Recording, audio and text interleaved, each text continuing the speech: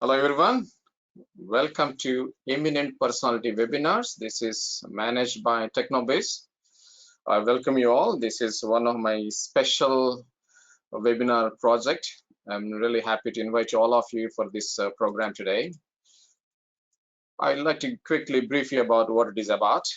It's all about the professional journey of the eminent persons. I think we all know, I think we all agree that there are two types of people who influence our life: our family and your professional network. Both influence our career, our behavior, our skills, all this is impact. So today, I through this program, Eminent Project, Eminent Personality Webinar Project, I try to bring you well-respected, well-experienced professionals, and I'll ask them to share their journey, how they've been through since since their career started, how what their achievements, what are their lessons learned. That's all about it. It's a great learning for all of us who are young, even old. Okay, I'm sure that this program will find it very useful. And in the beginning, I started with focusing on the eminent Indian rubber technologist. I think we have 2 weeks ago we did one eminent rubber technologist, and today, before we start, I bring the Indian rubber technology. Why I choose Indian rubber technologist? Because so of course, as being an Indian myself, I prefer that we have lots of great rubber technologists from India, and through this program I bring these Indian rubber technologists to share their experience and their journey to all our audience. This project, when I started, I proposed to Dr. Samar Bandyopadhyay. Probably many of you may know him. He's one of the well-respected rubber technologists in India. Okay, and so I shared this idea to him, and he supported. And also we talked to some other friends in the rubber industry. Hey, this is a great idea to bring experienced people. We are talking about 75 years old people who are rubber industry and who contribute so much to us. And some special thanks to Dr. Samar and all our friends who support me and well-wishers, supporters. Okay. And a special thanks to Rubber Technologists Global Network. As you know, probably you may see me more postings through my on my Facebook group, Rubber Technologists Global Network. A lot of people support this idea and appreciated it, and I'm thankful to all of you for sharing this information to your colleagues, your friends, and industry friends as well. Thank you all. And of course, our magazine published by Rubber and Tire Digest, which is also helpful in publicizing this event. Okay. And I'm very much honored and also pleased to inform you that this program, when we started, so we also get support by the Society for Industrial Chemistry. It's based in India, and this society was established by scientists from institutions, industries, and academia with the aim of conducting seminars, and they basically exchanging the information on different topics, focusing on industrial chemistry.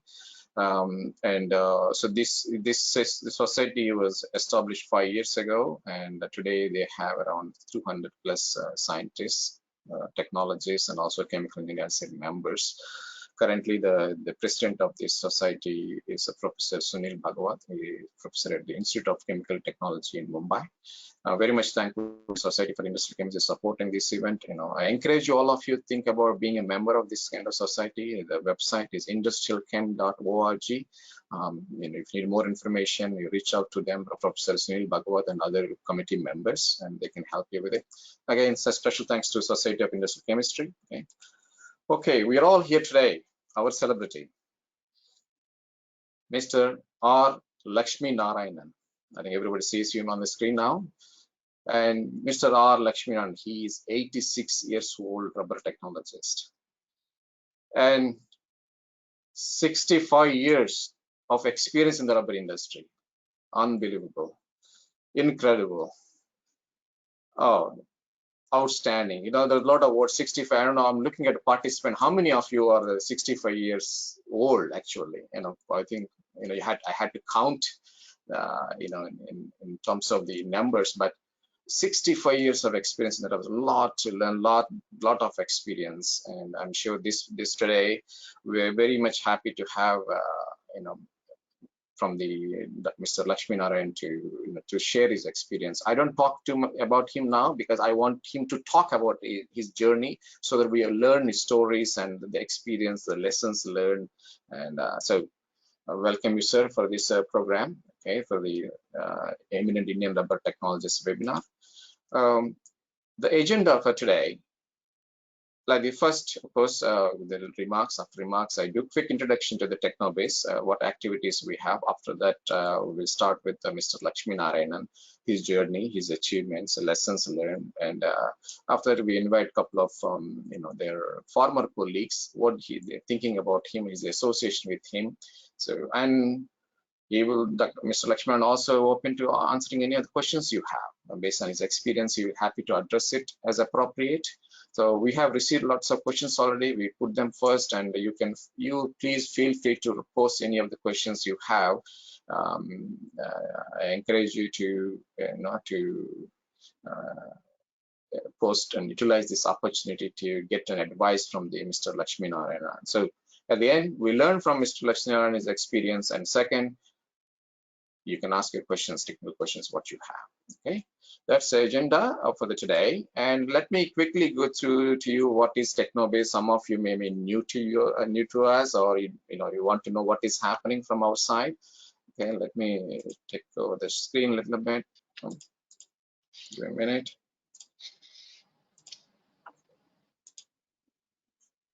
Yeah, TechnoBase, established in 2005.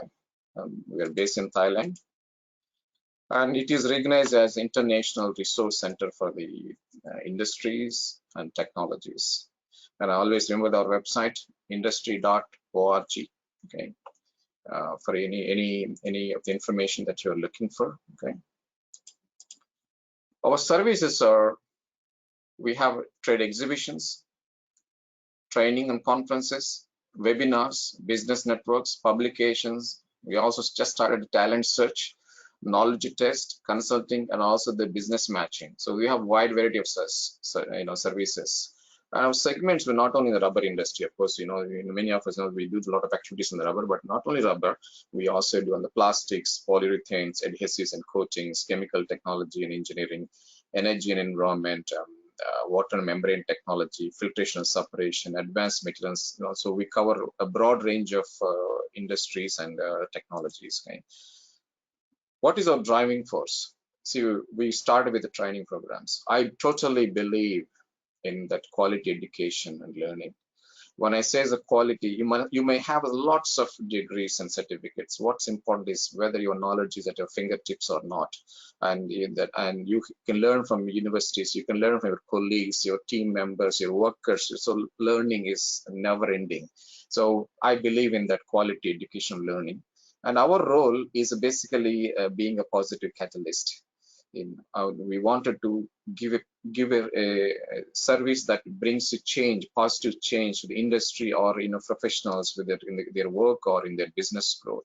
So my name is Fenner India. This is my contact. I have started this company in 16 years ago. I'm very pleased that I've run this one so far. I'd like to continue this journey. I thank you all for being part of this TechnoBiz journey. As exhibitions, we have lots of exhibitions, and of course I started in Thailand, Rubber Expo and GRT. I have expanded to the Africa and in Arab region also, where there is no other rubber exhibition. So we started reach out to the regions where they have less access to the information. So we have events in different regions. Webinars, quickly tell you the webinars we have. What you are joining is Eminent Personality Webinar. I just started only just early this month. So it's a but we also have a know-how webinar, purely educational.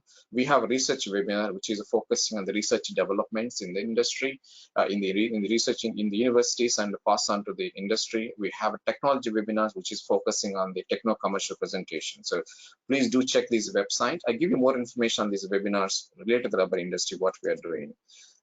As I said, a know-how webinar is a purely educational platform. It's all the topics are educational, but we cover a broad range of subjects. Okay, of course, rubber is one of the key segment, but we also have other business profiles. Okay, you can check the details here.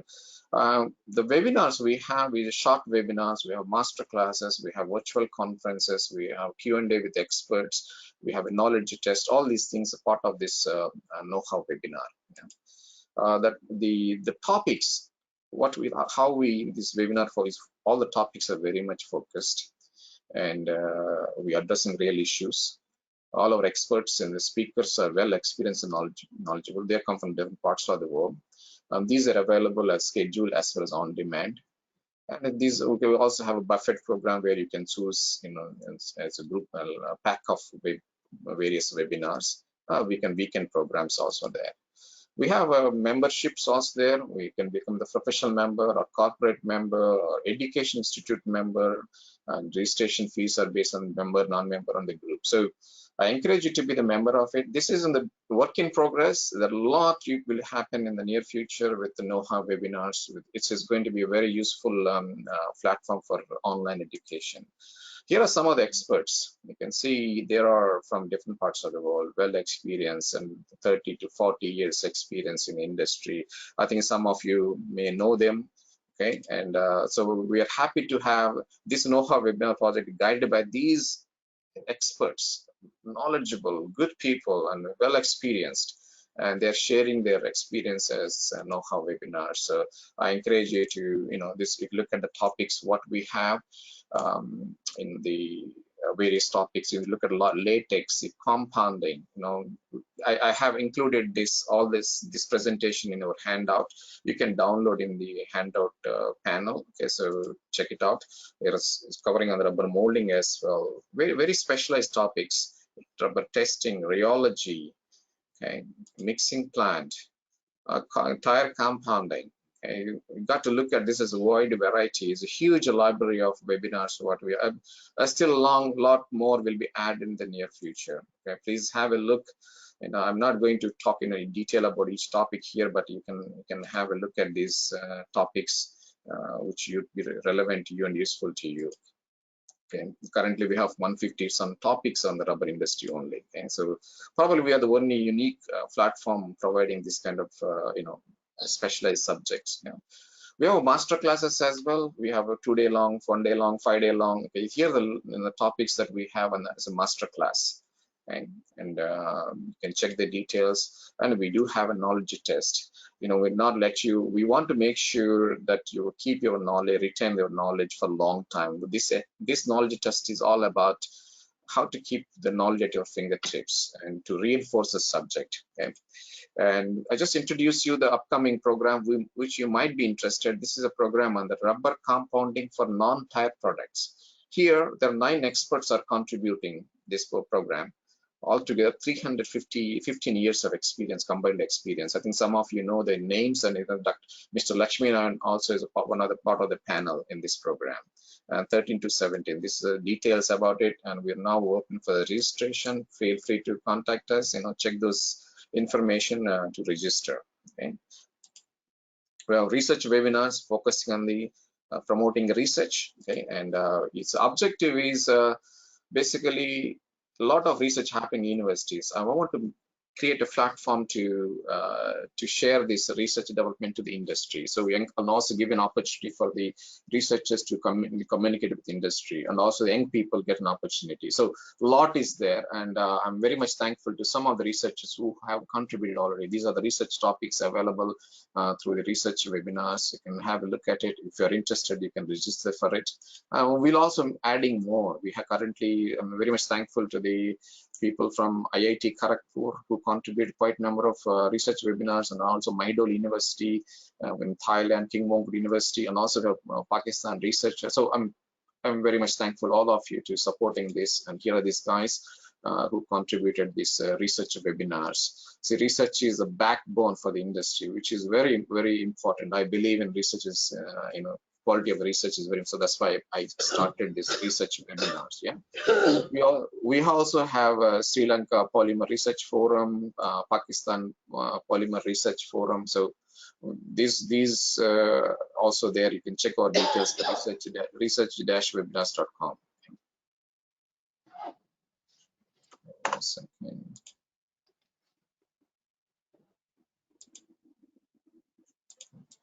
And technology webinars. Technology webinars is basically promoting the technology promotion. Okay, if you're interested to promote your company technologies, so this is the one platform which we provide for you all. Okay, and it's also providing branding, lead generation. So here is some of the activities we do in India, Rubber and Tire Technology Forum, Middle East, and we also have Africa region, Southeast Asia region. If you wanted to promote your technologies to these regions, this is a place to publicize, make a presentation. Okay? Okay, we are here for the Eminent Personality webinars today, and just as I said repeatedly, this is about the journey of the professionals with a huge experience and also well-respected people. Okay, and currently I'm focusing on Eminent Indian Rubber Technologists. So we have invited these experts now. We'll be adding more. Okay, and schedules every alternate Saturday. We have at 3 p.m. India time for the Indian Rubber Technologists. So I welcome you all to continue to join this, to learn from these people. Okay? And just quickly about the rubber industry publications, what we have lots of books. We publish a lot of books. Okay? And these are available from our store. And we publish books that are not available. We don't publish books already exist in the market. So the topics are very much focused. So check it out, or our store. You may be interested to to register appropriately. Yeah? And yeah, and we have more books here. We have pocket books, and I'm very much thankful to Dr. Samir Majumdar. He is no more, unfortunately, because the unfortunate situation, but I'm really missing him. He's one of our mentors, and for technology, he's been with us for a long time. I know him for more than 14 years, I guess, and he contributed many webinars, many programs, many training programs. He contributed books for us. So, but we miss him, Dr. Samir Majumdar. Yeah. So you can check all this information on the books at technobiz.org. And you know, if you know about posting or postings, we publish Rubber and Tire Digest magazine. This is a joint publication with Rubber World. Currently, it is available as on the free subscription for digital edition. We have readers, 6,000 plus readers. So I encourage you to subscribe, read the technical. There are lots of good technical articles. So please do subscribe this magazine. And again, Rubber Technologists Network, I think many of you be the members of my Facebook group, very active. And if you're not yet, I encourage you to join to update yourself. I publicize about research, industry developments, events, etc., etc. Currently, we have 3,600 members from 18 different countries. It is growing day by day. I'm very much thankful to all the members who are supporting me and participate in this event today. We have Polymer Research Network, focusing on the researchers only. We have a Rubber Industry Network, Rubber Industry Business Network. And we just started about talent search. I recently just only realized, and it's important that to help the people that who are looking for jobs. So the more information will be available soon on the talent search program. Okay. Today's webinar, it will be available in the TechnoBiz channel. We also follow in our YouTube channel, the TechnoBase. Okay, that's about it. And just repeat that, we are independent private organization, aim to serve the global rubber industries as much as possible, as best as possible, with available resources, with the partnerships and friendship. The door is open to all the professional organization to be part of this technology journey. We encourage you to support. I encourage you to be part of any of the activities that you think is we can do together. Okay, so thank you very much on listening to me on this TechnoBiz activities. Okay, so let's get to our main program today. Okay, the main program today is all about Mr. Lakshminarayanan. As I mentioned, I repeatedly say he has 65 years experience in the rubber industry, and so Mr. Lakshminarayanan, sir, I welcome you for this program, and we would like to listen from you all your experiences and how you started. Let's get to today's how you started. Your journey started in the rubber industry. Thank you, Param. Thank you very much. Good afternoon to all of you. I am Lakshminarayanan. I was born in 1935 at the time of the Second World War. For such of you who are old enough like me, you may remember it was a gruesome period. I studied in Madurai, and then later on I got into the college in Madurai, and I qualified in chemistry as a BSc, and then went for postgraduate in chemical engineering in Chennai. In those days, it was very difficult. Jobs were not so plenty, and in fact, one had to get into industry and slowly come up.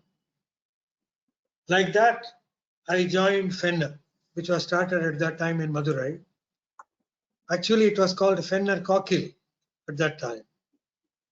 It was a partnership between J.H. Fenner and Henry F. Cockle in England. I joined as an apprentice, as a trainee, when they were about to start manufacture of weevils. It was managed by a group of British technicians, both on the textile side as well as the rubber side. My boss was Colin William Wilson, a senior rubber technician from England, a very competent technician, but a typical British bully. He was very violent in all his dealings. He could be very, very nasty and swearing all the time, but he was a wonderful worker. He was very much skilled, and that made me understand how to learn the skill from him and bear with his very brutal activities. So a very competent technician, as I said earlier, he taught me in the rubber mill, he taught me the extrusions, and we had a 3-bowl calendar Farrell, in which I was made the calendar operator, which I nearly served for about 18 months, calendaring about 600 meters of cotton fabric every day, frictioning it, topping it, and then doing some tire cord fabric also in rayon. So it was all exciting, learning and learning and learning. As I said, he was a bully. It was difficult at times, but I bore all the bullying with great patience because the learning was behind it. He was also a kind person in his peak moments. So when I used to resign very often, saying I don't want to work here, he will immediately say, get lost, and tear the resignation letter. He was such a type. So that was the beginning. Then there was a steady growth. I was deputed to the UK, and there I met a lot of stalwarts, highly qualified stalwarts. Bill Cox, Gilbert Watts, Stuart Mavelty, Mike Roberts, Robin Inman, and many other specialists who were excellent in weebles and in many other products that they were making at that time, including cots and aprons. The big advantage I had was I was able to learn from them, and they had classes for me almost every day, teaching me many rudiments in rubber and enabling me to go to the exams of the Indian Institution of the Rubber Industry, which was the main institute at that time in England. It was called IRI. So later on it became Plastic Rubber Institute. I qualified in AARI and ATI in Textile Institute because I worked on woven belting designs. So I worked like this for nearly 32 years in Fenner and acquired a lot of skills and knowledge in conveyor belts, in weevils, in textile cots and aprons, oil seals, O-rings, etc. And the last technology I learned was flame resistant PVC impregnated conveyor belting, which was done in a totally different machine using plastisol, PVC plastisol with flame resistant properties. And I have grown from the question of being an apprentice to the level of being the deputy managing director of the company, which was great for me. And it showed how much the management had faith in me in terms of my talent and my other acquisitions. I had made several visits, perhaps plenty of visits to England at that time. And I had this graceful involvement of the top bosses like Gilbert Watts. So it enabled me to get qualified as well as learn a lot. And in the meantime, when I was in Fenner, I put up a plant for Fenner in Hyderabad, in a place called Pattancheru in Medak district, for making weevils as an additional plant, which is running even today, successful. So it was a great experience all the time.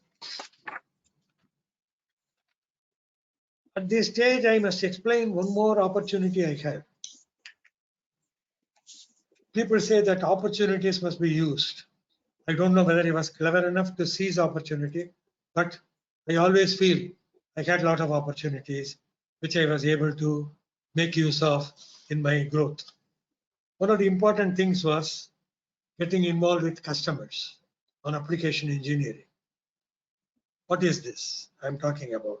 I'm talking about the customers for automobile fan belts and the various oil seals and gaskets and O-rings we were making for the Indian automotive industry at that time, and also many other products that are being used by OEMs.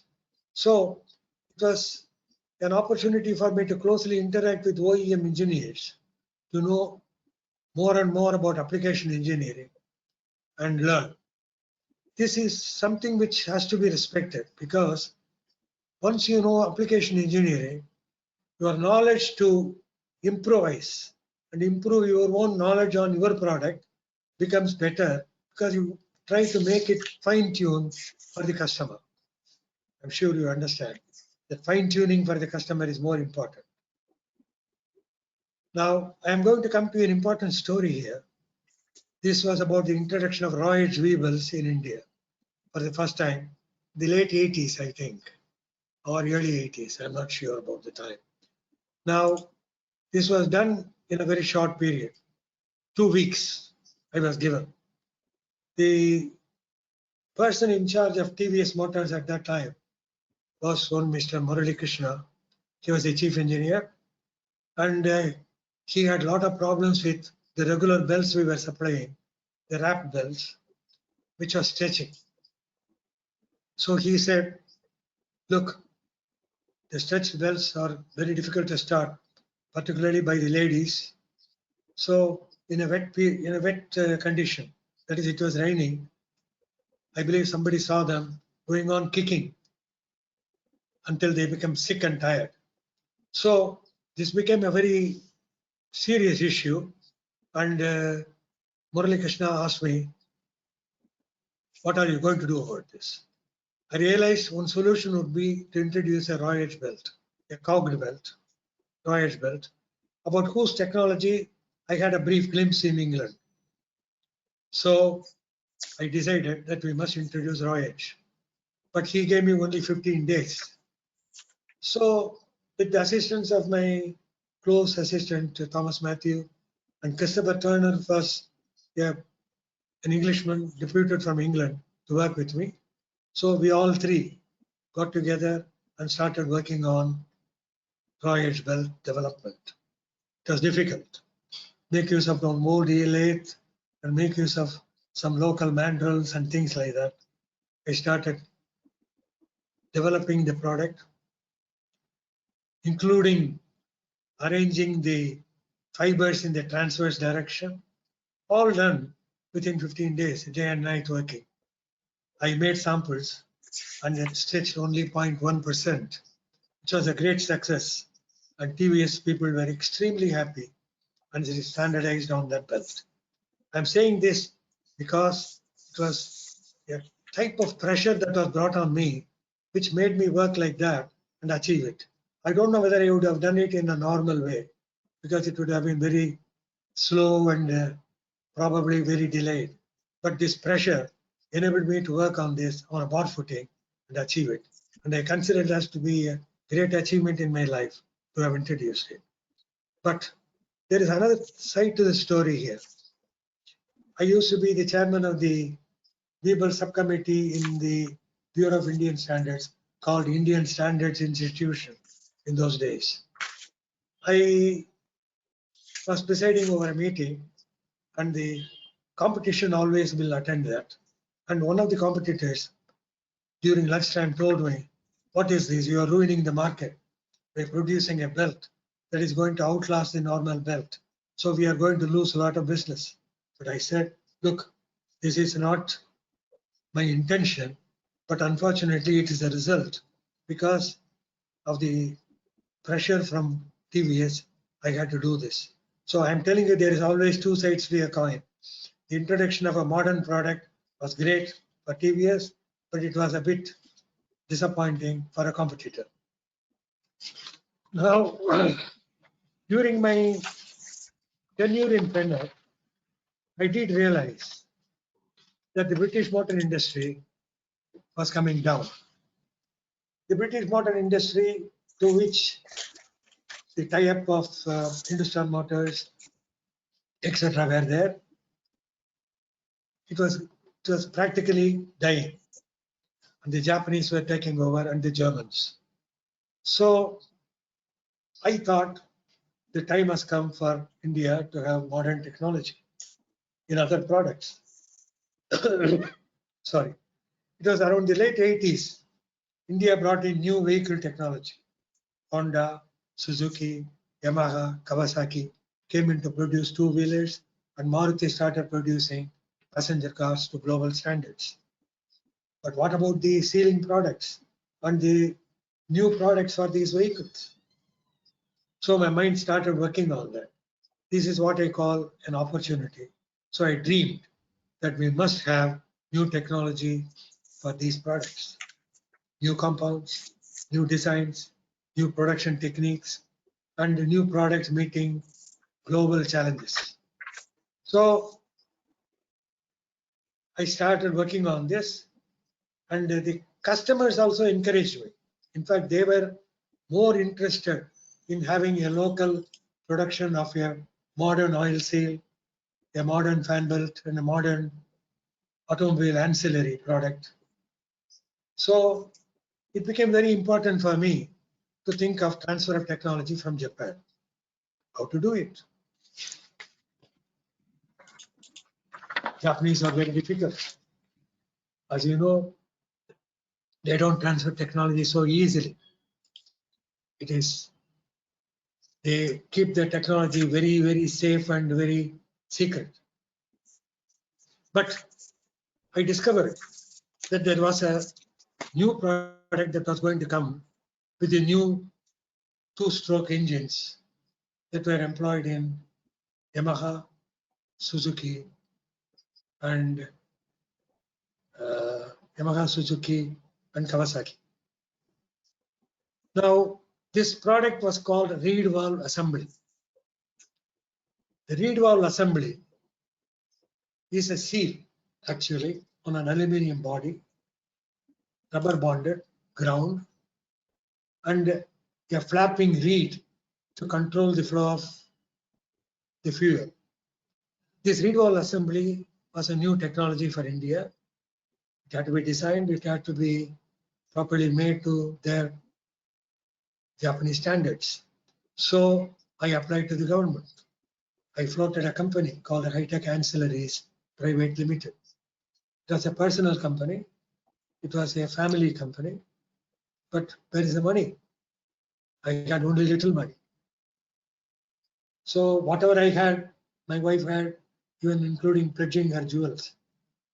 The money that we could gather was hardly sufficient for the demand made by the Japanese for know-how fees, as know-how fees.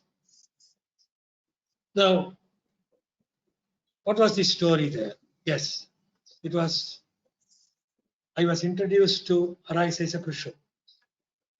Before that, I went and saw the major maker of seals, etc. in Japan, MOK, Nippon Oil Seal Company.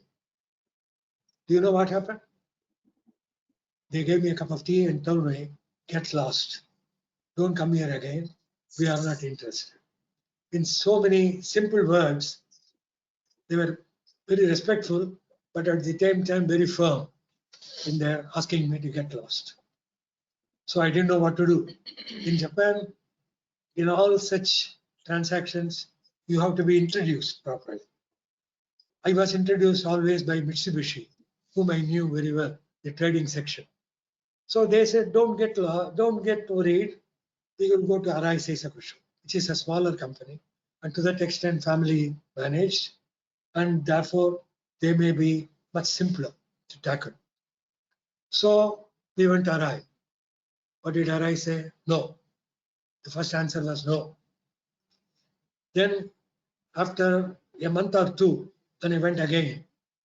They came down a bit because the Indian counterparts, the Yamaha, Escorts Yamaha, Hero, Honda was not involved so much because Honda was a four-stroke engine, but TVS Suzuki, they were very much involved and they put some pressure on them. So finally, Arai said they will transfer technology for $150,000. But that was very big money. And for me, it was far too much money. I didn't know what to do. Somehow I managed to pay a portion of it out of the reserves, and there it was. I got stuck. Fortunately, my wife's relatives were very much involved in the finance. They are in NBFC. I didn't want to go to them at all, but unfortunately, there was no other way. So I said, we'll go there. My wife introduced me to them. That was the Sriram Finance Group people. They immediately, after a few visits, they granted me 65 lakhs just like that and made the company what it is. If the company is existent today, it is because of them. And I am very grateful to them. And I take this opportunity once again to acknowledge their munificence in granting that amount of money just on the word of me. There no other security, nothing. So once they gave the money and once they got all the remittance to Japan, the relationship with Arai started. Arai Seisakusho became a friend. All these days they were just like keeping at a distance. And once the Reedwall assembly was transferred, they became friends. And I had to make several visits again for putting pressure on them for transfer of oil seals without any extra cost. That is the question, extra cost. They did finally agree. They did. After a lot of efforts and a lot of knocking on their doors, they agreed. And they gave me selective transfer of technology for the seals that were consumed by the then motorcycles and scooters. That would include the Yamaha at that time and also various other Kawasaki also. More than Kawasaki, it was Yamaha, Honda. Hero Honda was an important customer. So making seals for them and all that. Making molds in Japan. The molds are transferred to India. We make samples. They got all the compounds from Japan. We made sample compounds. They were all approved by, after testing in Japan, they were all approved.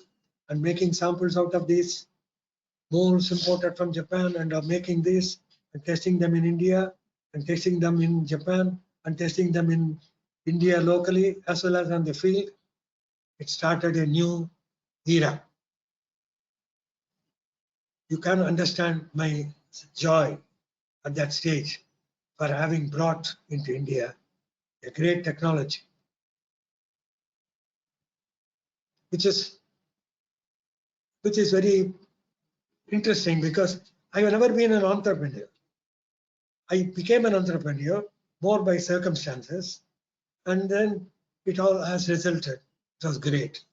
So I became the chairman of the company, and after some years, I could see that the Arai people were not very happy because they can't continuously transfer technology to a company that is not owned by them.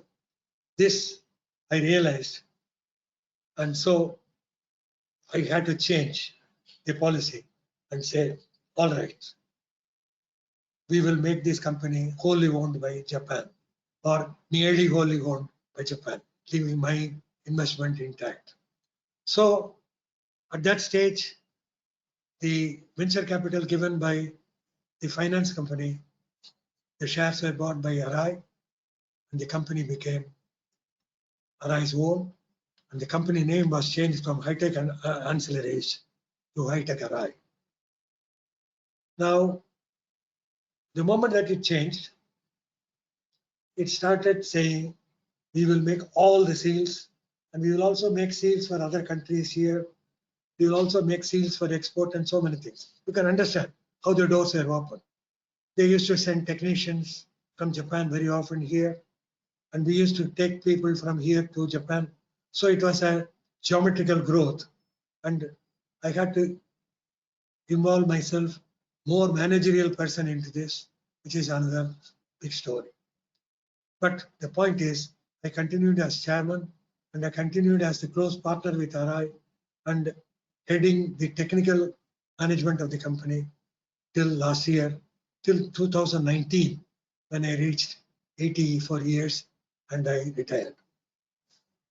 For those who are in the manufacture of sealing parts, I want to share a very special series of slides indicating the quality aspect which I have learned from Japan. Param, can we start? Yes. Now look, a kilogram of rubber compound may produce several hundred critical rubber components influencing the performance or the life of several hundreds of cars, motorcycles, scooters, etc. It may not be very clear in one slide, but I'll explain. A tire is visible. Can you see an oil seal? Can you see a O-ring? Can you see a gasket? But they are very important functions. The moment a gasket leaks, the fuel leaks. The moment an O-ring leaks, you have foreign matter getting into the system. So you can understand the importance of these components is overwhelming. And this has been the principle I learned from Japan. And to say that 1 kilogram of rubber compound produces so many rubber components, I want to enhance it and say we are producing actually several hundreds of cars, motorcycles, and scooters, not just the component. We must feel as responsible, as committed, as though we are making the final car itself or the final motorcycle itself. The intrinsic commercial value for such components is very low. As you know, an O-ring may be 1 rupee, a seal may be 5 rupees or 10 rupees. But look at the application value. It's very, very high. People don't understand that a seal is not just a throwaway product. It is a precision product. It's a highly valuable, important component. Take the case of a crankshaft seal. It could result in a damage costing several thousands for proper replacement in the event of a functional failure. The value may be 30 rupees, but the entire vehicle will stop and we will lose thousands of rupees with a stagnated vehicle. Next. Now, if there is a foreign matter in the rubber, let us come to the compound. I'm not going deep into this. It will become a very big session. Supposing there's a small peck of foreign matter in the sealing lip or poor dispersion of a lump of an undispersed silica or whatever, it could result in a component failure, causing huge cost of replacement. I will show you how it acts. You see this O-ring there. The O-ring is subject to pressure. The O-ring has got the speck of a foreign matter or an undispersed particle. What happens? It squeezes, it stays like that. It is not visible in the beginning. The damage is not visible at all in the beginning. It takes place over a period of time. It starts slowly cleaving, it starts slowly cracking there and starts leaking. This is the damage done by a foreign matter. Next. Take the seal. This is the seal lip. Supposing an undispersed particle has migrated to the knife edge, or it's a foreign matter, some speck. When I say a speck, I want you to understand, I have done this test with 0.1 millimeter speck. 0.1 millimeter is 4,000ths of an inch. How small it is. If the wind blows, the amount of dust and sand it carries in India is so high. So you can understand the challenge, the importance of 5S, cleanliness, and various other associated points with 5S to see that we keep an absolutely clean and absolutely spotless working space for making the compound. It may not be mixed in a big internal mixer. It may be done in a small two-roll mill, but the two-roll mill has got to be spotless. It has to be clean, beautiful. So I call this micro-level technical management with magnified attention to all my colleagues. What does it mean? Micro-level technical management means attend to details, attend to the small detail. Don't ignore small details. They can't take care of themselves. Don't start talking about top-level management. Attend to details. Avoid the specs. Avoid the foreign matter.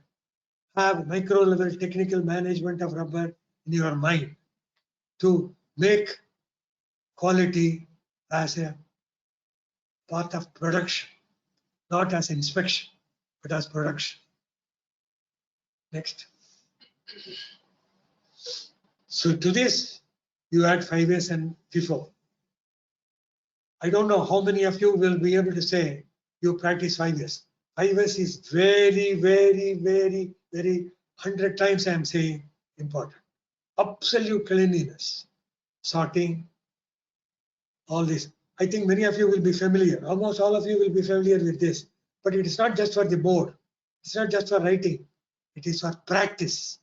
5S must be practiced. And FIFO must be practiced. First in, first out. Look how he is bringing the fresh one. The top one is to be removed. The top one is taken and replaced. What does it mean? It means first in, first out. First in, first out. First in, first out. Always keep the ball rolling. The next, from this row, it has come to this row. So it has come to this row. It will come to this row. It will come to this row. It will come. Then again, it will start like that.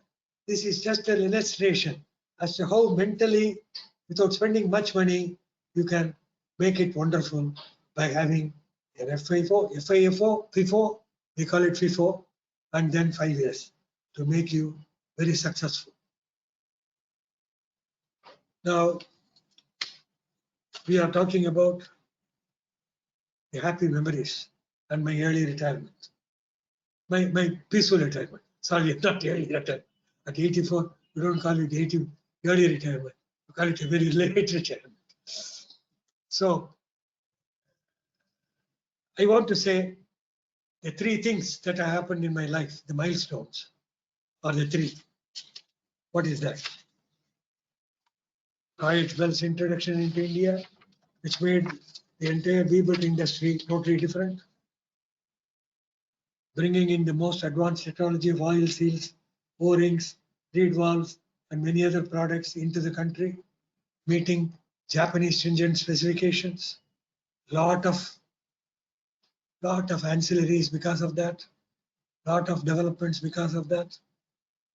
And I wanted to tell you also, in the meantime, I had the opportunity to establish a custom compounding plant in Indonesia for Arai. It is in a place called Tangerang, which is fairly close to the Indonesian capital, Jakarta. And Indonesia is a very crowded country. Traffic jams and everything are very common. We started this factory there in Tangerang, and it supplies to the Arai factory, PT Arai in Tangerang and in other places, and also back to their home country. So that is another additional memory, additional credos, additional milestone in my life. 3 milestones again repeat: Royal Weevils, oil seal technology from Japan, and custom compounding mixing plant in PT Dino custom mixing. With this, I more or less want to close my autobiographical talk, which is very embarrassing, because I was telling Karam also a few minutes before we started, it's very difficult, sometimes to talk about oneself, about your achievements. Achievements come to you with God's grace. So I'm going to talk to you more about, I'm going to answer a lot of questions. Many questions are pending. So we will answer the questions. Where I cannot answer, I will be very frank. I will tell you very clearly I'm unable to answer. Thank you very much. Sir. Patient listening. Yes, thank you very much. Actually, you give a lot of inspiration to the young people. It's, I know that it's hard to tell about your own story by yourself, but it's a lot of learning for all of us to, the journey what you had. We appreciate the time and we appreciate the things you shared to us. And I think most of us agree on that. But before we start answering the Q&A session, we have a few colleagues of yours, like to share a few words to you because they are associated with you in the past. Okay, so I'd like to invite some of the colleagues of yours and to share their association or their experience in a few words. I invite first of all Mr. Srinivasan, V. Srinivasan. Sir, you can open your webcam and you can open your speaker, please. Mr. Srinivasan.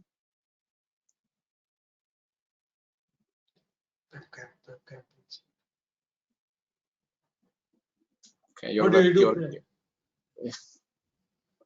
Now oh, he has come. He's there. Yeah, okay. Can you open your speaker, How are you? sir? How are you? Speaker. Yeah. It's nice to meet you like this. Speaker, please open your speaker, please. Your speaker is off, yeah.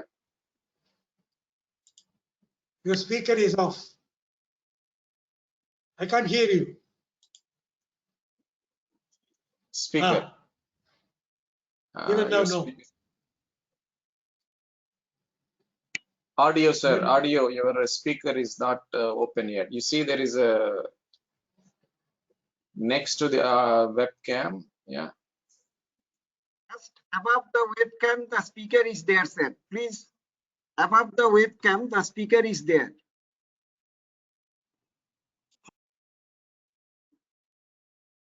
We can't hear you. We can't hear you. I don't know where you are blessing me or saying anything. I don't know. At least wave each other. Let's we can communicate with him later on again one more time. Yeah. Okay. Yeah. So in the meantime, say hi to each other. Yeah. So maybe you can share some words to him. Anyway, thank you, VS. Thank you, VS, for coming. Yes. Okay. Now I invite Mr. Dr. Thaumani. Dr. Thaumani, please open your webcam and also the speaker. Yes. There you go. Yes. Param, hello. Your webcam. Yeah, hi, sir. Welcome. Thank you for I can't- joining. So please open your webcam, please. Yeah. I can't see him in this. I'm trying to open my webcam. It's taking time. Oh, Yes, I'm Dominic. There there. we go. Yes. How are you, Dominic? How are you? Yeah, I'm fine, sir. How are you, sir? I'm fine. Thank you very much for coming. I'm sitting. So nice of you. You I'm remember sitting. the old days. I'm sitting in Fenner. We used Sorry. the fact that we worked together for some time. You are asked to Really, talk I'm about glad to me. see your face. Yes, I'm glad. I'm very glad to see you. Yes, I'm Yes. glad also. Yeah. Yeah, Param? I recall. Yes. Yeah. Tell Yeah. us your Param? experience. How was Lakshminarayanan? Yeah. How was your experience with Yeah, him? yeah. What was Good. like when you It worked is. with him? Yeah. Yeah. Go on. Param, first of all, thank you for creating this platform to facilitate Mr. Lakshminarayanan, our ex-boss, and our leader, our mentor in Rubber Technologists. Okay, I thank you for creating these opportunities. Yeah, let me share my experience with him. Both were my bosses, Mr. Lakshminarayanan and Mr. Srinivasan. They were my bosses. They were my colleagues. Okay, and they were my co-speakers in many conferences as well. Yeah, I started my career in Rubber Technologies because of Mr. RLN. Fondly, he is called as Mr. RLN. I did my MTech in IIT Kharagpur. I requested of him. At that time, he was the Deputy Managing Director and Technical Director of Fenner India Limited. So during that period, he was kind enough to accept my request to do my postgraduate project under him. I did my postgraduate project in 1985. That time it was Fenner India Limited. It was a UK company.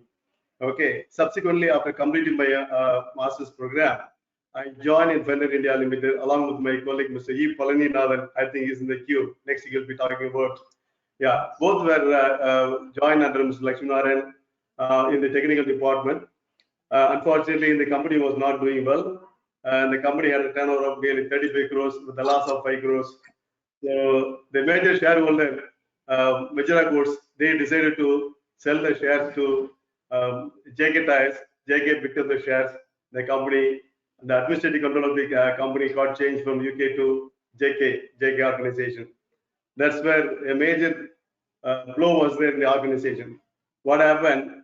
Fenner India was a traditional British company with many layers of management and supervisory control.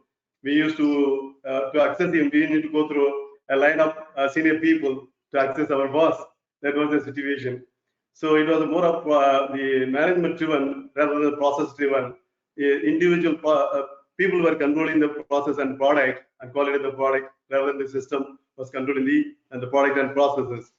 So during that time, once the moment JK took over the company, they wanted to make the company lean management. They wanted to introduce a lean management in the organization. So they took the support of Mr. R. Lakshminarayanan. Before going into the organization, I would like to describe his personality. He used to come in white shirt and white pants. We all used to call him as a Periyar.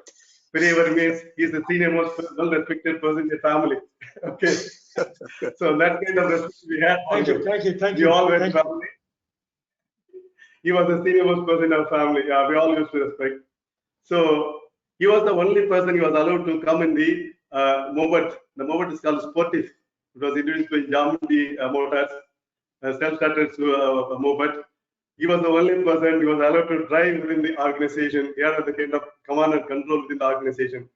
When the morning starts, he comes at 8:30 shop. I think that day, those days it was 7:30. It was not even 8:30, 7:30. 7:30, we used to wait for him with all the reports. He used to come religiously, goes through all his routine, verifies, gives the instruction. The day starts with interaction with him. Okay. Meticulously, he will come after lunch. He will ask for the report. We have to produce a report. He was so regular in his activities. And since he learned the technology hard way, really used to give a tough time for us as well. Okay. I admire that. Very punctual, very precise. He was looking for precision and the consistency. That was his good quality. Whatever things he wanted to introduce, any modification, any changes, nothing can be done without his knowledge because his involvement was very much required. He is the guy, person who knows the in and out of the company. and he had enough skill to overcome any problem and also capability to introduce any new products within the organization. He trained a set of people who were really dedicated people to him. If you tell him you want to die, they were ready to die. To that extent, they had a trust and confidence on him. Okay, not only on set of people across the organization as well. The entire organization respected him as a senior, as a peer. So when the management change took place, JK decided to reduce the number of manpower. They wanted to introduce a voluntary retirement scheme, but no response to the scheme. The next day, Mr. R. Lakshminarayanan called for a meeting. The meeting was held in outside, just opposite the main gate of the Fenner India Limited. He addressed emotionally. He was really emotional, very emotional. Literally, he was weeping. Okay, the entire organization responded to his concerns. Next day, nearly 400 employees voluntarily submitted their resignation. They took a voluntary retirement from the company. From the day onwards, he said, Fenner is the brainchild of him and other people. The company is more important than any individual. Because of that, people they took the voluntary retirement. From that day onwards, company started working very well. The next year onwards, the company wiped out all the losses. Think of 35 crores turnover, 5 crores the loss. Next year, the company I think it made out of 3 crores of profit. That kind of changes was brought in without his knowledge, without waving his hand. Nothing would have happened within the organization. He had that much of influence in the organization as a deputy managing director and technical director. Really, we enjoyed his association with him. And apart from that, after leaving Arai also, we continued our relationship. He was the chairman of Madurai sub-branch of IRI. I was an honorary secretary. We used to organize several conferences, small seminars in the evening, get-togethers, so that we could disseminate the information, the technical informations. We could inspire the young generations to come forward and work in the rubber industries. We continue our journey. So we used to meet very often in the conferences. Really, we had opportunities to interact with him. He is a very hardcore, consistent, quality-driven person. He used to look at the micro level variations in a magnified scale, as he mentioned. Okay, enough of terminologies. But on the consistency and the precisions is quite different from innovations and creativity. I was the guy to look for a creativity and innovations where we introduce the variability rather than consistency, where we differ with, I used to differ with you. We enjoyed. Of course, whenever we presented, of course, we differ in this area. Unless you do variability, creativity and innovation cannot come out. Okay, we must appreciate creativity and innovations by allowing the variability also. So I was the guy who was batting for it, but he's the leader and used to look for consistency and the precisions. Okay, that's where we are differing in many areas. Otherwise, I used to respect him. I really admire, even at this age, he was showing concerns, he was showing interest to learn new things and part his knowledge with the young generation. And he has been inspiring many people to take a career in the rubber technology and serve for the rubber industries. It was a great motivation for me to continue my career in the rubber technologies in spite of my other opportunities. Okay. Although I worked in various industries in various capacities, still I remember, I admire my interaction with my fondly called Periyavar, Mr. RLN. Mr. Param, using this platform, I would like to wish him and pray for the God to give a long life and continue his service for the rubber industries many more years in the future. Thank you, sir. Thank you very much. Thank you, Param, for giving these opportunities. Thank you, Dominic. Thank you. Thank you, sir. Thank you, sir. Wow, it's so good, nice. Thank you, Dr. Thoman. I appreciate it. It's very. I'm glad that I organized this one today. I'm more proud now. I can say thank you. Okay, I see that Mr. Srinivasan is online now. Would you like to share, sir? Oh, yes. Please, are you able to hear me? Yes, we can hear you. Yes, go on. Yeah. The good thing is, I am between my guru and my sishan. RL is my guru, and Mani is my sishan. And the good thing is that Mr. Narayanan has spoken before, and Thavamani has very eloquently spoken on this occasion about the great virtues of Mr. RLN. He was telling about this spec. Even when RLN was commenting about this spec, he used to say there should be no spec in the spec. In the sense that in the oil seal, as he was illustrating in the drawing there, he said that spec should not be there. You know, that means the spec does not include the spec. RL knows that, you know, one thing, the thing is, the V-belt industry and the oil seal industry came to prominence in India because of Mr. Oliver. The way he imbibed the knowledge from the Britishers, like he said, they're all fairly stuffy blokes, but he was able to sort of, get the product, the technology, and made Fenner what it was. The great reputation. When I kind of partially succeeded him as a technical director way back in something like 1988 or thereabouts, and he was the deputy managing director at that time. It was such an awesome, kind of a shoe to fill. Even it was only one part of the shoe, not both the shoes. The deputy managing director was still there, and he has gone about raising the standards, bringing a lot of reputation to India. Imagine, it's not a joke selling products to Japan. It is very, very difficult. And it was Mr. Narayanan who built this quality image of India in the rubber industry more, and also in the automotive industry. I used to work in another company, and occasionally we used to win an award in Escorts as the fourth most preferred supplier. And who would be the person who gave the awards in Escorts or in Suzuki or in any other places? It was Mr. Narayanan.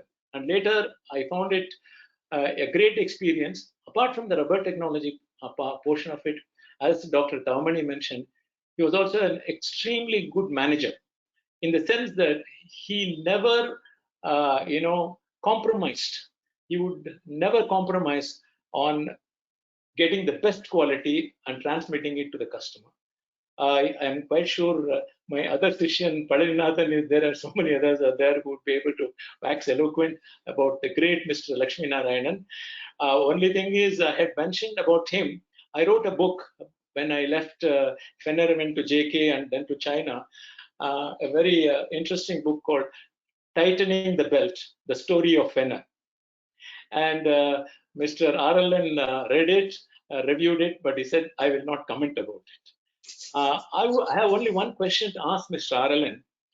Narayanan. Being the father of the V-belt industry, I see a trend that the V-belt is going to significantly replace chain drives and gear drives. I see it happening in the automotive industry, but he is the Bhishma Pita of the V-belt industry in India. I'd be grateful if he could give his comments about that. Actually, yes, it's difficult for me to say anything about V-belts now, because I forgot about V-belts for a fairly long time. But I suppose so. If such transition is likely to take place, I won't be surprised if better quality of chains, better quality of sprockets, better quality of such power transmission devices are available. But V-belt cannot die. V-belts will have to survive. But the life of V-belts may be much more increased. As I was telling earlier in my speech, V-belts need not be replaced so often as in the olden days. They have to be left fit and forget. That's what you used to say in Fender. So fit and forget. Fit and forget. Yes. It should be the approach. I cannot comment very much upon these sprockets, chains replacing V-belts, because it may not be applicable everywhere. But we have got so many different types of V-belts now. Like poly V. You asked how many. He has worked in PICS also. Poly V. So many other different types of V-belts have come, right? Which can drive both sides. So with one V-belt, you try to drive a number of drives. Components, number of pulleys, yeah. So bending both sides, you see. Normal V-belt, you shouldn't bend it both sides. Whereas in this case, it may be possible. Poly V is probably an answer. So yes and no. The answer to your question is actually what I meant was V-belt will be the belt will be slowly replacing the chain drive and the gear drive. But it has already replaced a lot in many applications. It For example, timing belt totally replaced. Time has been replaced by time belt. Yeah. Of course, I agree. I'm sorry, I didn't catch your. I didn't hear you properly. Yes, it is possible. Hi. Okay, Hi. invite Mr. Parnithan sir also. Yeah, Screen. EP sir, go ahead. Yeah, share your experience with Mr. Alanan. Yeah. First of all, I thank Prem for creating this opportunity. It's a great opportunity that we never expected that we will before our bosses. It's a great opportunity. And to talk about Mr. Aralan, it's a great pleasure for me. He was the first man I met him in the rubber industry. I came all the way 2 days journey to meet him for 5 minutes in Madurai, from Kharagpur to Madurai, and to get interviewed by him and selected for J.K. Fenner. It was my long memory, and it was he was a role model as far as we are concerned with respect to the technology. And I believe most of the latest Japanese concept, people say Gamba, go to the spot and then understand. He was from the beginning, before knowing what is Gamba, he was practicing Gamba. So whatever technology initiative trials he takes, he will always be there. He will not look into the levels. He will come to up to the operator level. He will interact with the operator, get the feedback from the operator as regard to the product performance. That was a unique behavior. Many of the organizations, people work with the paper and they go only to the next level. This is the one which gave him a very good technological feedback to him, so that he could do a very good corrective actions in any of the technological view. This is one thing which is very unique to him. And also, he was very disciplined. Because I got an opportunity of taking up all his formulations and reviewing and making it in a systematic manner for the purpose of ISO 9000. It is opportunity given by Mr. V. Srinivasan as a compound development person. So that gave me, when I went through his recipes, it was a great. So today, many people talk about ethylene thiourea. Even today, rubber industry uses ethylene thiourea. Some 25 years before, we have replaced ETU by CRV. The whole credit goes to Mr. Arlen. The CRV is more human friendly when compared to ETU. Like that, today people are struggling to use XNBR, carboxyl nitrile rubber, with the zinc oxide. They are suffering. On those days, they have used some sort of zinc peroxide, which is much more safer. So that way, he has designed the organizations, and the recipes were up to date. And hats off to him. And there is a lot of technology built in over a period of time in the organization. That's why I can see that the organization is still surviving. JK Fenner is still surviving. And I thank him for all his inputs, which is put on this Fenner. Apart from that, the modality, what he taught us as regard to approaching any scientific or technological issue is marvelous. And that way, he was commanding the great respect in the organization. And also, we respect him as a very senior and highly committed to the customer. He never compromised. He is nothing. He is nobody other than the customer sitting inside. He is a customer man. So that way, customers, almost all the automotive customers, had a high faith on him. And whatever he says, it is for the benefit of the customers and the consumers. And that way, even today, all two-wheeler industries will always refer to Mr. Arlen words for a final word of any quality matters. So this is a great news, and I wish him healthier and many more years of service to the industries. And Raj cockpit development without much of a technology, and he has struggled so much. Efforts have been put in, and they have come out with a molded Raj belt, which maybe subsequently we have also worked on something to modify. Mr. V.S. is aware about it. So that way, it's quite an interesting journey. And myself and Thavamani, we took over these responsibilities. We run around the organization to survive this technology department. So it's a great pleasure. At this age, we are able to interact with Mr. Arlen and Mr. V.S. I'm thankful to all of them. I wish Mr. Arlen to live long and support the other industries and guide the people around. And then so that the Indian industry as such, okay, the Japanese industries have grown up, done well. You should also contribute a little bit of your capitalize on the Indian industry so that other industries also grow and your contribution will continue throughout India. That's my message. Thank you. Thank you. Thank you. Thank you. Oh, thank you very much. I appreciate all of you. And it looks like a reunion of the Fenner gang.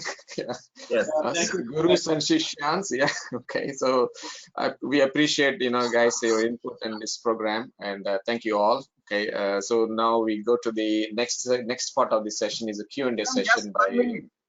Sure. Madam, Okay. Yeah. please convey our sincere thanks to Srinivasan sir. Today morning, he has flown from Pune and he has come to Chennai and then he has joined this program.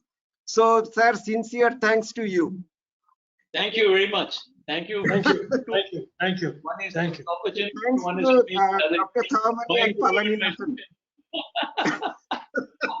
Amazing. Thanks to Palani sir and Thavamani sir for your nice telling about RLN sir. RLN sir, you are great.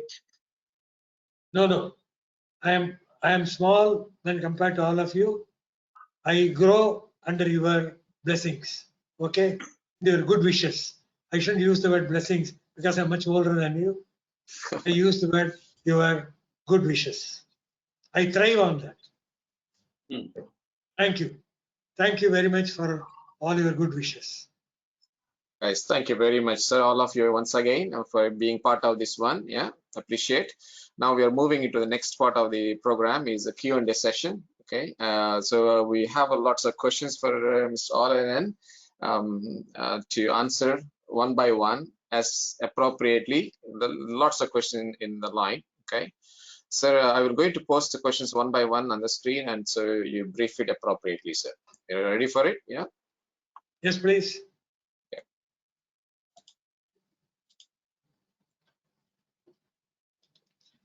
How do you manage R&D in small companies? A very interesting question. I answer it like this. It's my own experience. What is R&D? Research and development. In a small company, how do you do it?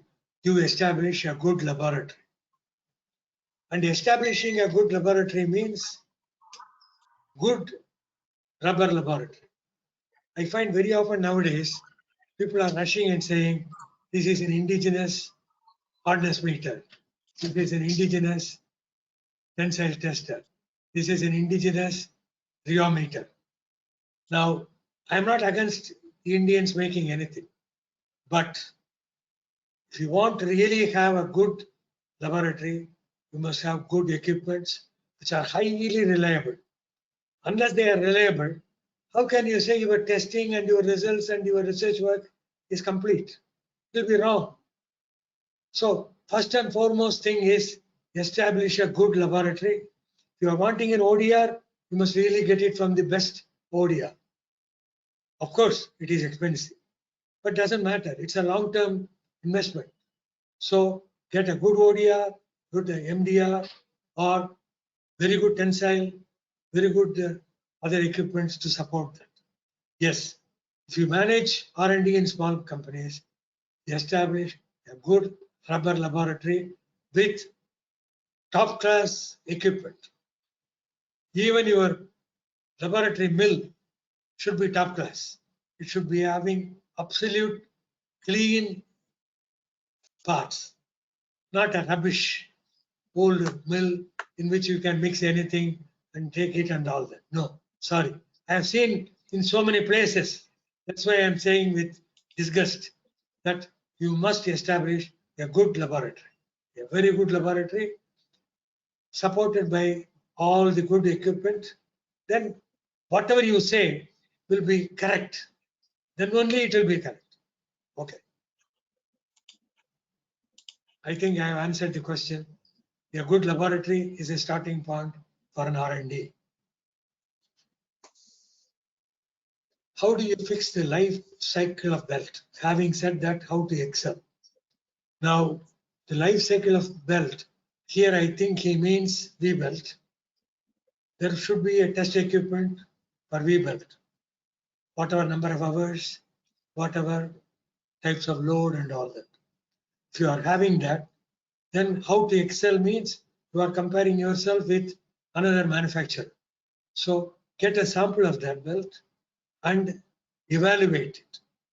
Establish the value, 200 hours, 100 hours, 800 hours, whatever. Then you test your belt against that. Then only you can excel. How to excel means it's not easy to write in a piece of paper, excel. You have to excel in reality, which means you must establish what you want in terms of improvement of your product. Next, please. Peram, I don't know whether the people who write these questions are happy with my answers. Do you want to check that? If they have further questions, they are at input, they can contact us later. Because, for example, I was saying that laboratory must be like this, but they may have a totally different opinion. It could lead to a debate. Anyway, I'll continue like this. How is the rubber industry? You share your experience, your comments, and your input to them, and they take it as required. Okay. How is the rubber industry in future EV vehicles? Here, give me patient hearing. A few years back, when attending a seminar in Chennai, where I also presented a paper on something else, a gentleman from Ashok Leyland presented a research paper on electric vehicles. He came out with a shocking revelation that from about 30,000 pieces of rubber parts in a passenger car, it will come to 3,000 because the engine will not be there. It was a shock of my life. Then one day I realized it is true because there won't be any engine. Without the engine, there won't be so many associated ancillaries. The only thing will be a good motor. There will be rubber parts, but they will be different type. So we had a lot of debate. It would appear, yes, it will affect the rubber parts, but it won't all happen in one day. Some portion of the current business will be lost. Still, the fossil fuel cars and two-wheelers will continue. My own personal feeling is the two-wheelers may change over to an electric vehicle much earlier because it's simpler to put a battery and charge. Just as people are charging their cell phones these days quietly in their house, they may start charging in their two-wheeler. Already you find Bajaj has introduced the Chetak and TVS have introduced the iQube, and there are so many models, small, bigger and all that from Hero. There are a lot of models. So what does it mean? It means, yes, there will be a reduction in the terms of number of rubber parts. But my own feeling is there will be more value-added parts for running the electric vehicle. There may be extra hoses. There may be very good sealing parts for the batteries. There must be very good shock absorber systems because the weight will be increasing. So many things are there. I can't enumerate it because I have not dealt with it. But the point is, yes, there will be an impact and it will be a severe impact, but it will be very gradual. It will be a phased impact. And so over a period of time, we will see that the number of rubber parts in passenger cars usage will come down, and in two-wheelers also, it will come down. Next. High ASEAN nitrile is better for abrasion resistance than medium ASEAN nitrile. I am not able to answer this very well because I am not very conversant in the academic side of NBRs. I suppose if it is abrasion resistance is better, actually I have a feeling that instead of abrasion, it should say oil resistance. High ASEAN nitrile is better for higher oil resistance than medium ASEAN nitrile rubber. That's all I can say. Next. Nitrile rubber compounds, as we discussed a bit earlier, you can use a blend of carboxylated nitride, XNBR, gives very good abrasion resistance. But 100% XNBR may be difficult to process because I have found it very scorchy and very difficult. Whereas a blend with regular rubbers, you may be able to manage, improve the abrasion resistance. Yes, the answer is incorporate some amount of XNBR. Simple process. Frictional abrasion resistance with NR as base polymer. I cannot answer this. Samarsan, as I was telling much earlier, Samarsan is the best person to answer. How to design a rubber compound with very high rubber abrasion resistance out of NR. Maybe the combination of various blacks and all that. Samarsan, Yeah. are you hearing me? Dr. Samari has left. He has to go for other meeting. Okay. So You communicate to him. Yeah, we will communicate with him later. Yeah, thanks. Okay. Yeah. Does scaling complication work at normal mixing temperature in open mill, say around 70 degrees C? No. To the best of my belief, it can operate only in internal mixers, particularly a Banbury or an intermix. The temperature has got to be minimum 145 degrees, I think. I'm not sure, but please check. I'm not an expert in this line, so I can't afford to give any further advice. How to increase abrasion resistance in rice rubber roller? Rice rubber rollers, years ago I meddled with it. It used to be made in NBR. Yes, I was going to do some experiments with XNBR again as a blend to get a better abrasion resistance in the rice rubber roller. That's the only suggestion I can give because it's a colored compound. It's use XNBR. Is it possible to devulcanize FKM rubber scrap? To the best of my ability, no. But I want to discuss something different. All the overflows, tailings, spews, the flash and everything in FKM, you grind it. You find a good method of grinding it and sieving it. A 200 mesh powder is possible to administrate up to 10% the mother compound. Believe me, it works. I have done it, but I cannot say I was successful in grinding it and sieving it so easily. It takes a hell of a lot of design and choice to grind it, to, shall I say, pulverize it. That is the right word. It should be pulverized. So my clue is, yes, it is possible to pulverize it and add 10% of it with a lot of confidence. 200 mesh, not bigger. 200 mesh residue, not no residue, sorry. 200 mesh result. That should be your particulate size for incorporating in the mother compound. Next.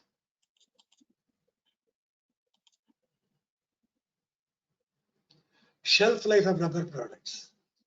It's a tricky question in the sense you must, of course, no rubber part should be stored in direct sunlight. Rubber parts should be stored preferably in a cool, well-ventilated area. No undue pressure on them to deform them, and preferably, if you can afford, always at a temperature of 24 to 25 degrees. If you can air condition, fantastic. But don't put too much weight. That is why I always say put it in racks rather than one on top of the other. If you store it in racks, it is good. No weight on top of it, it will be preserved forever. Next.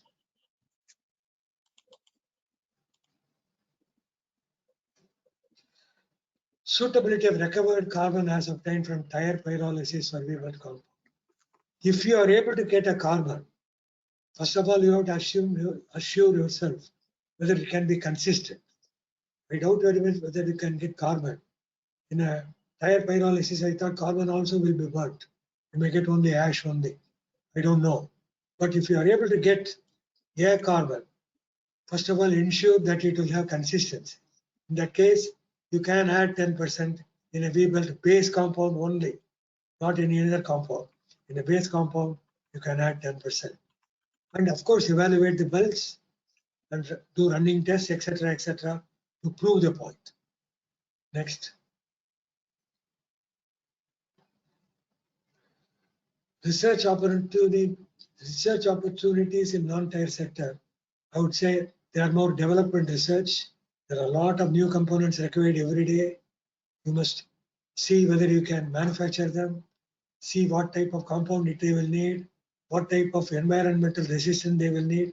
So research opportunities are plenty if you go look closely, particularly in the various applications in automobiles, in two-wheelers, four-wheelers, etc. There will still be a lot of opportunities. So there are very good opportunities, yes. But that will be more development research opportunities, not fundamental research opportunities. Development research, possible. Development research is possible. Yes. Automotive presently used to be gasoline. I think we have answered it earlier. It's about the electric engines, as we call it. They come and take the role of the gasoline engines. I have already answered it. Yes, it will come, but it will not be invading you just like that in overnight, over a period of time. What is compounding for nitrile rubber adhesive solution? Well, I thought about it. The only adhesive I made of nitrile rubber is to have another nitrile rubber compound, soak it in MABK, and make a paste and adhesive for bonding very well in a building operation, in building a cloth reinforced cot actually. So I can't answer this so directly. If you are talking about adhesives in NBR, I'm sorry. I'm not the person who has got enough knowledge in that area. What is the future of rubber industry? Rubber industry has got a tremendous future. Rubber industry, what is it? Today, if you talk about rubber industry, first and foremost product is tires, tubes, or tubeless tires, whatever. What does it mean? It means so long as there is a mobility, tires will be needed. So whether it is a two-wheeler or a four-wheeler, electric vehicles or whatever vehicles, hydrogen fuel cell engine, whatever, you will need tires. So the rubber industry has got a tremendous future. We specifically ask, what are the portions of rubber industry that have got a future? I will say tire industry has got a big future. Miscellaneous rubber products have got a future. As we were answering a few minutes back in a question, in discussing with Palina, in discussing with Srinivasan and others, belts have got a good future. There will be good power transmission.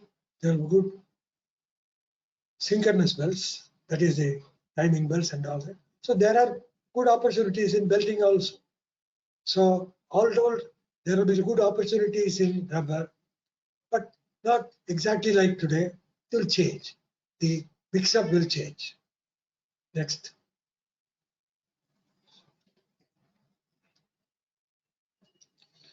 What is your take on the scope for an indigenous economical cryogenic deflasher for small rubber parts? Right. I think whoever has written this, if possible, if we can work with an engineer and create a small tumbling barrel and inject liquid nitrogen into it, he can have a cryogenic system. It is the possibility of getting small flasks under pressure of liquid nitrogen.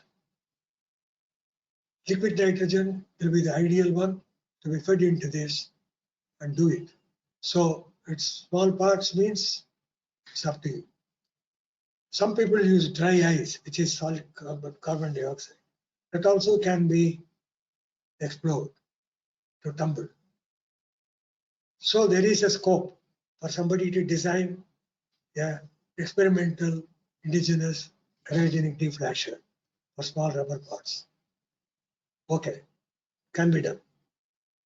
I think there is scope. This is very embarrassing. highest achievement rubber technology can get. I think there are good rubber technologists can start his own industry and feel proud that he is running an industry. That is the best advice I can give. That is the highest achievement a rubber technologist can get because he is serving society. Remember, every product you make and every product you recycle. Highest achievement, I want always people to think in future, recycling. Nobody should have waste. It should be reused. So if it can be done, it's great. It can be achieved.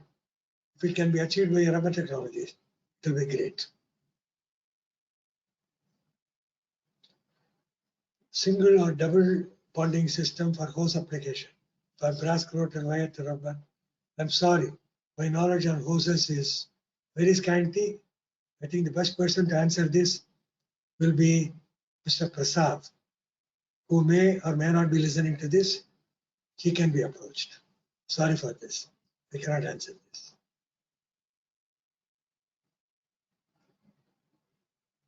We have answered it twice. Same answer to this also.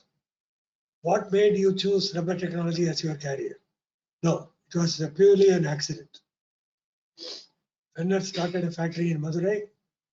I happened to be in Madurai, and I thought I will get an apprenticeship there because jobs were very difficult at those days, 1956, when jobs were difficult. So I thought, why not I try here as an apprentice? I may be able to leave after 1 year or something like that. That's how I got stuck. So the answer is by mere accident, but it was a good accident. Next. What made you choose? Oh, sorry. How to increase resilience? No. I think the answer can be found by Samasan or people like that who are highly qualified to answer such questions.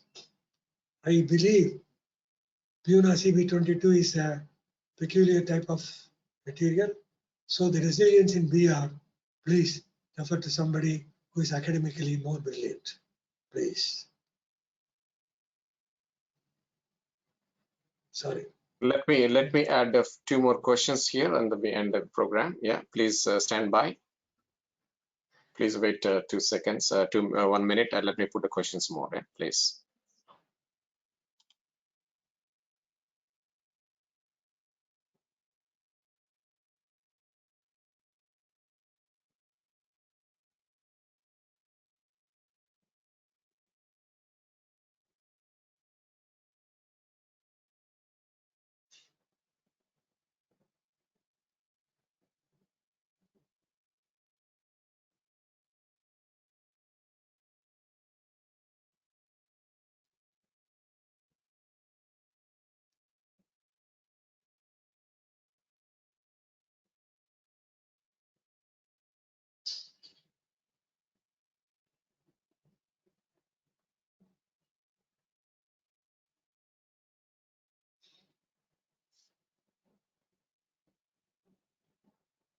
Okay, check because of the time issue, so we managed the last 2 questions here.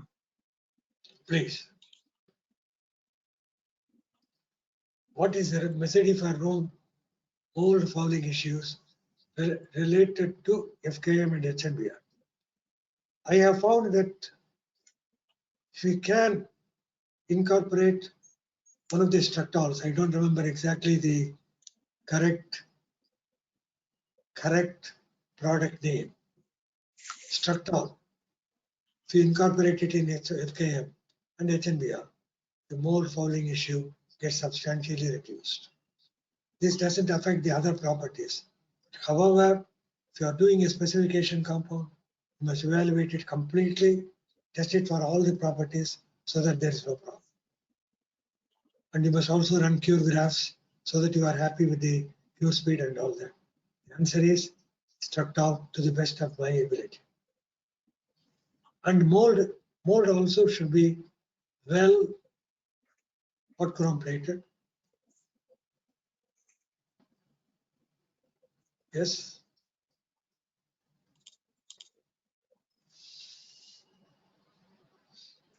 Pickling oils, what are they? Pickling oils, what is meant by pickling oil? If it is going to refer to some acids that are used for pickling, I think I will have to refer my book. I don't know It's whether a steel processing oils, yeah. Pardon? Steel processing oils. Well, I think I would request the questionnaire, please put some NBR in this and also check the amount of swelling that takes place, say in 100 hours at a temperature of 70 degrees or whatever. That is the simplest. I can't say anything. I don't know the composition of pickling oils, so I can't pass any judgment on that. I'm sorry. I'm sorry. Okay, thank you very much, Lakshminarayanan sir. We end this program today with all the Q&A session. I want to thank you very much.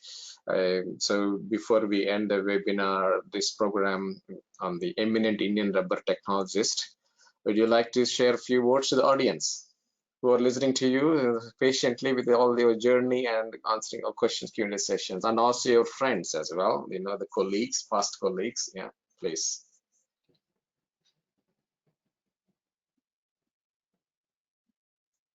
Would you like to share a few words, sir? Yeah. Me? Yeah. You want me to share a few words? Yes. Few words to the audience. Yeah. I thank everybody for honoring me like this. I hope I deserve it.